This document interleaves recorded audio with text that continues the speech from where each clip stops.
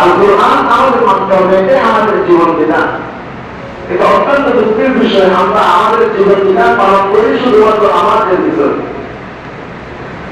যে কোরআন নিয়ে নামাজ পড়ি, ওই কোরআনের মধ্যে কিভাবে সমাজ প্রতিষ্ঠিত করতে হবে, কিভাবে দেশ চালাইতে হবে, কিভাবে আমার জীবন যাপন করতে হবে, এই কোরআনের মধ্যে রয়েছে।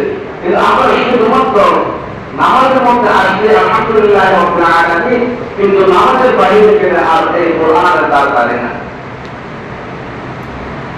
কোরআনকে আমরা শুধুমাত্র এই মসজিদের ভিতরেই সীমাবদ্ধ করে রেখেছি, যার কারণে আমাদের এত দুর্দশা। কোরআনকে যদি প্রকৃত করতে জবানে না, মুখে না, আন্তরিক করতে জীবন বিধান আমরা যদি মানতাম, তাহলে আমাদের সমাজ, আমাদের দেশে, শুধু দেশ না পুরো বিশ্বের মধ্যে যে অশান্তি চলতেছে, কোনো অশান্তি হতো না।